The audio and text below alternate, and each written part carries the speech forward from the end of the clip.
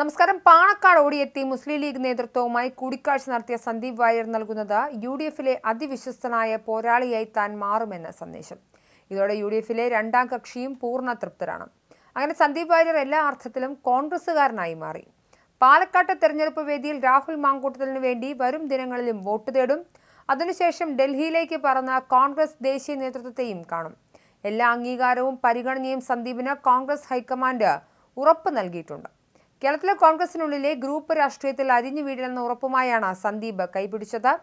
പാലക്കാട് ജില്ലയിലെ നിയമസഭാ സീറ്റുകളിൽ ഒന്നിൽ സന്ദീപിനെ മത്സരിപ്പിക്കാനാണ് കോൺഗ്രസ് താൽപര്യം.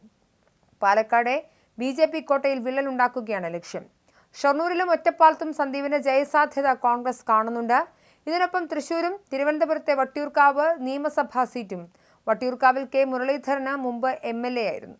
വട്ടിയൂർക്കാവിൽ മത്സരിക്കാൻ മുരളീധരൻ വിസമ്മതം കാട്ടിയാൽ സന്ദീപിനെ പരിഗണിക്കാമെന്ന ചിന്ത കോൺഗ്രസിലുണ്ട്. KPCCയുടെ സെക്രട്ടറി പദവും സന്ദീപിന് നൽകും. ഇതോടെ ഇന്ദിരാഭവനിൽ സ്ഥിരമായ കസേര കിട്ടും. കോൺഗ്രസ് വേദികളിൽ പ്രോട്ടോകോൾ പ്രശ്നമുയർത്തി ഗ്രൂപ്പ് മാനേജർമാർ അവഗണിക്കുകയുമില്ല. ഇതിനുവേണ്ടി കൂടിയാണ് സന്ദീപിന് സംഘടനാ ചുമതല ഹൈക്കമാൻഡ് നൽകുന്നത്. AICC general secretary KC Venugopal എല്ലാ പിന്തുണയും സന്ദീപിന് വാഗ്ദാനം ചെയ്തിട്ടുണ്ട്. സംസ്ഥാന നേതൃനിരയിൽ മാന്യമായ സ്ഥാനം ഉറപ്പു നൽകും. സന്ദീപിന് നൽകിയ പരിഗണന ചർച്ചയാക്കി CPM-ലെയും BJP-യിലെയും അസംതൃപ്തരെ കോൺഗ്രസിലേക്ക് അടുപ്പിക്കാനാണ് നീക്കം. BJP വിട്ട് കോൺഗ്രസിലെത്തിയ സന്ദീപ് വാര്യർ പാണക്കാട് എത്തിയതും കോൺഗ്രസ് നേതൃത്വത്തിന്റെ കൂടി തീരുമാനപ്രകാരമാണ്. മുസ്ലിം ലീഗ് സംസ്ഥാന പ്രസിഡന്റ് സാദിഖ് അലി ശിഹാബ് തങ്ങളുമായും ലീഗ് നേതാക്കളുമായും അദ്ദേഹം കൂടിക്കാഴ്ച നടത്തി. ഇന്ന് രാവിലെ പാണക്കാട് തറവാട്ടിലെത്തിയ സന്ദീപിനെ ലീഗ് നേതാക്കളായ PK Kunhalikutty, N. Shamsuddin MLA, Najeeb Thanthapuram എന്നിവർ ചേർന്നാണ് സ്വീകരിച്ചത്. സന്ദീപ് പാണക്കാട് എത്തിയത് KPCCയുടെ നിർദ്ദേശമനുസരിച്ചാണ്. മുമ്പ് സന്ദീപിനെ സ്വാഗതം ചെയ്ത യൂത്ത് ലീഗ് അധ്യക്ഷൻ മുനവർ അലി തങ്ങൾ ഫേസ്ബുക്കിൽ പോസ്റ്റിട്ടിരുന്നു. ചാനൽ ചർച്ചയിലും മറ്റും തീവ്ര നിലപാടുമായി BJPക്ക് വേണ്ടി വാദിച്ച സന്ദീപിനെ ലീഗും സ്വാഗതം ചെയ്യുന്നുവെന്നത് കോൺഗ്രസിന് ആശ്വാസമാണ്. സന്ദീപ് വാര്യരുടെ പ്രതികരണങ്ങളും കോൺഗ്രസിന് പ്രതീക്ഷയായി മാറുന്നുണ്ട്. കരുതലോടെ പ്രതികരിക്കുന്ന സന്ദീപ് പക്ഷേ വിമർശകർക്ക് കൃത്യമായ മറുപടി നൽകുന്നു. BJP ക്യാമ്പ് ആകെ തളർന്നുവെന്നാണ് കോൺഗ്രസ് വിലയിരുത്തൽ.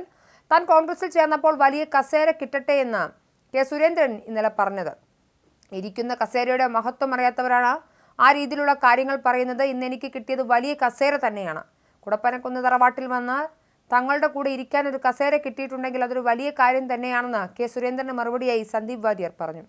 CPM-നെയും BJP-യും കടന്നാക്രമിക്കുന്ന സന്ദീപ് ശൈലിയും ശ്രദ്ധേയമാണ്. മന്ത്രി MB രാജേഷിനെയും സന്ദീപ് വിമർശിച്ചു. മന്ത്രി MB രാജേഷ് പറഞ്ഞത് ഞാൻ കേട്ടു. നമ്മുടെ രാജ്യത്ത് ഭക്ഷണം, വസ്ത്രം, ഭാഷ ഇതൊക്കെ വ്യക്തിപരമായ സ്വാതന്ത്ര്യമാണ്. അത് സംരക്ഷിക്കാനുള്ള പോരാട്ടത്തിലാണ് മതനിരപേക്ഷ ശക്തികളൊക്കെ ഒന്നിച്ചു നിൽക്കേണ്ടതെന്ന് വിശ്വസിക്കുന്ന ആളാണ് ഞാൻ.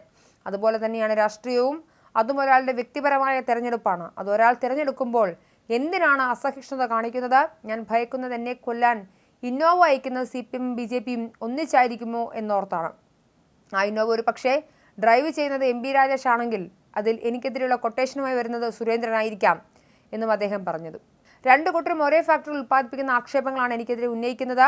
ഇതെങ്ങനെയാണ് സയാമീസ് ഇരട്ടകളെ പോലെ ആക്ഷേപിക്കാൻ കഴിയുന്നത്? ഇതൊക്കെ കേരളത്തിലെ ജനങ്ങളും പാലക്കാട്ടെ വോട്ടർമാരും കാണുന്നുണ്ട്. ഓഫർ കിട്ടിയിട്ടാണ് പോയതെന്നാണ് ആക്ഷേപം.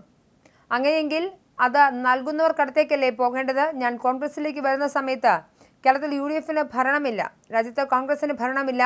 അങ്ങനെ പ്രതിപക്ഷത്ത് നിൽക്കുന്ന പാർട്ടിയിലേക്ക് കടന്നു വരികയാണ് ചെയ്തത്. വെറുപ്പിന്റെയും വിദ്വേഷത്തിന്റെയും ഫാക്ടറിയിൽ നിന്ന് പ്രവർത്തിച്ച മടുത്തിട്ടാണ് ഞാൻ വിശ്വസിക്കുന്ന പ്രത്യയശാസ്ത്രത്തെ എന്നേക്കുമായി ഉപേക്ഷിച്ചാണ് UDF-ന്റെ മാനവികതയുടെ പക്ഷത്തേക്ക് വന്നത്. BJP-യിൽ ആരെയും വ്യക്തിപരമായി ആക്ഷേപിക്കാൻ ഞാൻ ഉദ്ദേശിക്കുന്നില്ല. BJP നന്നാക്കാൻ ഒരു ചൂരലെടുത്ത് മാരാർജി ഭവന് ചുറ്റും നടക്കാനും ഉദ്ദേശിക്കുന്നില്ല. ഞാൻ തല്ലിയാലും അവർ നന്നാകാൻ പോകുന്നുമില്ല. അതുകൊണ്ട് ഇനി മുതൽ കോൺഗ്രസിന്റെ രാഷ്ട്രീയം ഉയർത്തിപ്പിടിച്ച് മുന്നോട്ട് പോകുമെന്നും സന്ദീപ് വാര്യർ പറയുന്നു.